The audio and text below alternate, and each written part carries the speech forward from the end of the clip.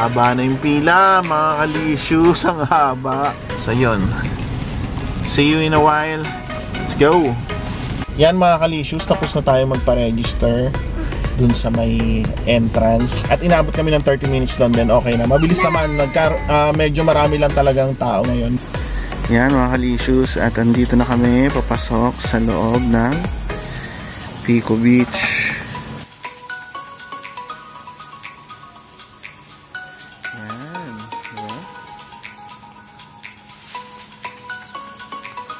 Pag lumingon ka pataas, daming mangga, yan o. Yan. Eto na.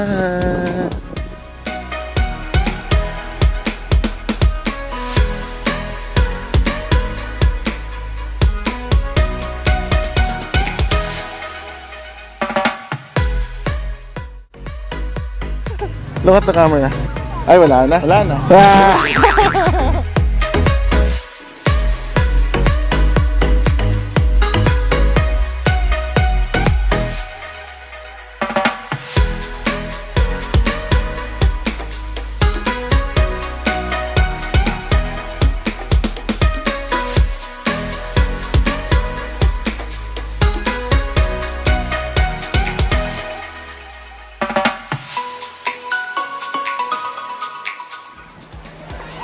Yan mga kalisyus, ang buhangin parang kagaya lang din sa Zambales, diba? Napakaraming tao. Pag tinignan nyo yan, ang daming tao.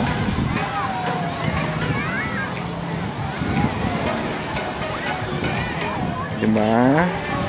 Nakita nyo yung building yan, doon sa gilid nyan kami galing. Naglakad lang kami. Tingnan natin yung tubig. Yung tubig, parang hindi naman gano'ng kaganda. Hindi naman blue. Parang medyo nagpa-brown. Maybe dahil sa sand. Yan. Yan yung sunset, oh.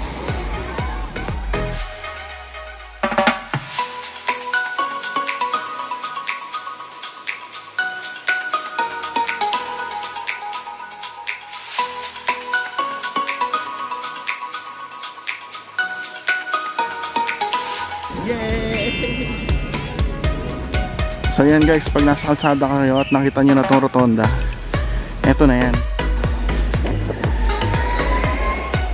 Pico del Oro Country Club. Dito kayo magsiswimming. Kasi yung isa, yung beach club, pang mga member and accompanied guest lang yung pwede doon. And maliit lang yung swimming pool doon. Dito malaki yung pool.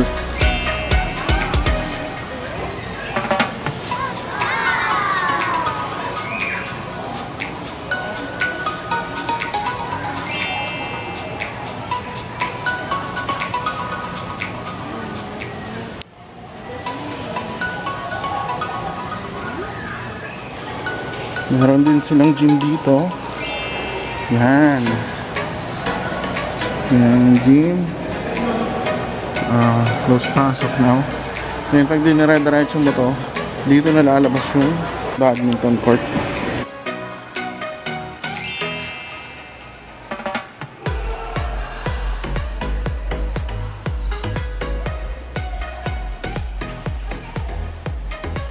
Doon guys, meron pa isang entrance yan.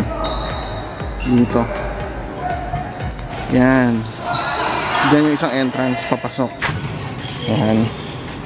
Pagpasok nyo, yan yung basketball court di tabla.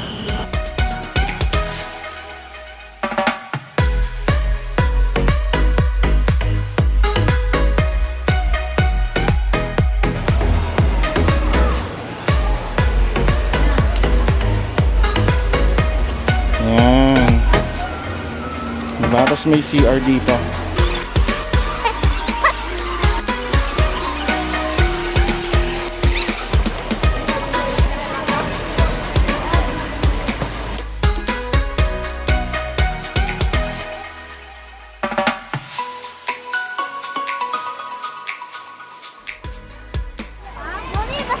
may restaurant din dito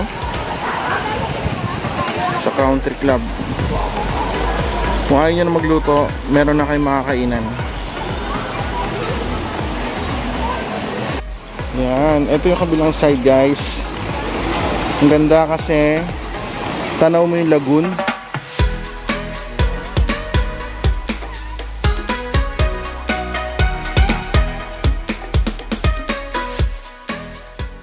$1,200 ang buffet.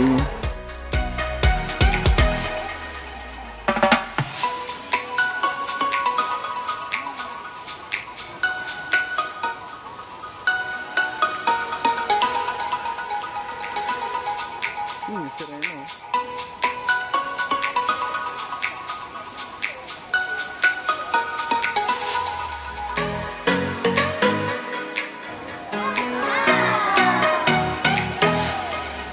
Yan mga kalicious, kapag nakaharap naman kayo dito sa pool ng Country Club, ito yung view.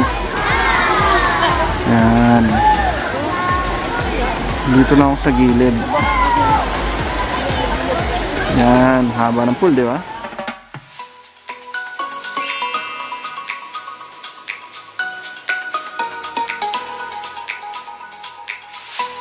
Ito naman yung view guys sa harap ng pool para mas ma-appreciate niyo yung place.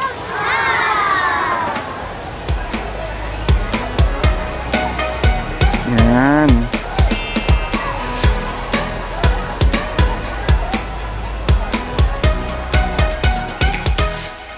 Yan guys, ito naman yung